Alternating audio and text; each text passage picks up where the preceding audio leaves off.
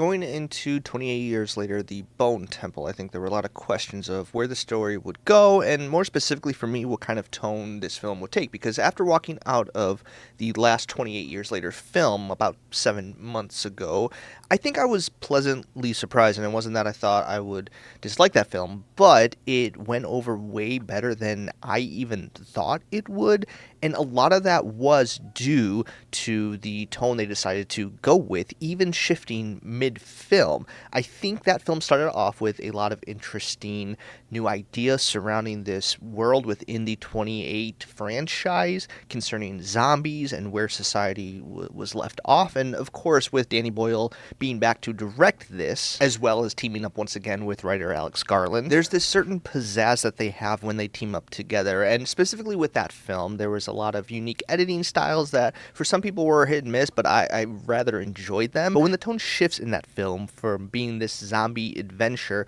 to all of a sudden this quiet, meditative piece on life and death, that's when the film absolutely worked best for me, and so I am very pleased to say that the Bone Temple more follows that template rather than the last 30 seconds of the 28 years later film, which was this chaotic energy introducing the character of Jack O'Connell, who plays a much more leading role within this film. And let me clarify, I did not hate the ending of that film. I thought it was fun and a really great way to get us excited for what was going to come next, but somehow the Bone Temple is even more intimate than the second half of that film. The film mainly stars Jack O'Connell playing this Jimmy character, who most people know by now is styled after a very problematic real-life figure, but this film also brings back Ray Fiennes as Dr. Kelson, playing this doctor who is stranded in this world in isolation, trying to find a cure, make sense of the world around him, and when these two characters, their paths cross and things just don't go great. And that's a very simplified version of what happens in this film. We have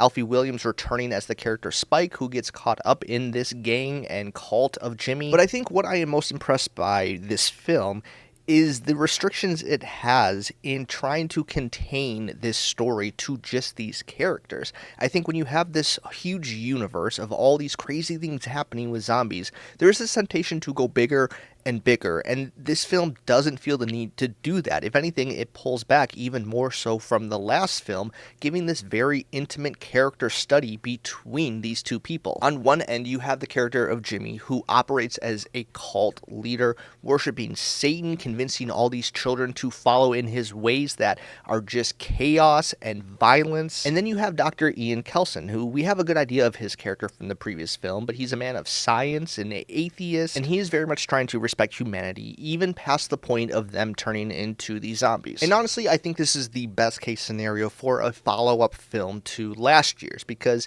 this is the second of what is hopefully going to be a trilogy. Now, to my knowledge, they haven't started production necessarily on that third film, but by the end of this film, it's very clear they want to go that direction. And so this does feel like this more intimate, quiet story that does offer more expanding ideas within this world. But more than that, it's just trying to show you a different perspective of people living within this world. And I think the biggest theme that I took away from this film is the idea of memory, specifically post this traumatic world-altering event. We have all these different characters exploring what they remember pre this event. You have all these children who were born post the zombie apocalypse, and that was also explored in the previous film, this idea of what it is like growing up not knowing anything different than the world around you. But then you have the character of Jimmy, who was a child when this happens, but has very little memory of life before that, and a lot of his worldview is shaped by those false memories or those emotions that were attached to him as a child. Then there's Dr. Kelson, who has a bit more memory, but it's explored in this film how he's also forgetting that, and how after decades and decades of living through these things, you sort of just fade away all the thoughts you had before that moment. And the film even takes it a step further, exploring the Alpha, one of the strongest zombie-like creatures that Dr. Kelson is fascinated by, tries to form a relationship with, and this movie is also interested in that character as far as what type of memories do they have, even though they are having this virus affect their mind. And so I give the movie a lot of credit for really peeling back the layers of this world world, exploring these characters on such a specific way, but also not necessarily ignoring the world building, because a lot of the information we learn about the world within this film is said through small moments of dialogue or a comment here and there, and I do think that if this film franchise continues, it is going to explore more of that. But I think this goes to show that just because you are a film within a larger franchise, there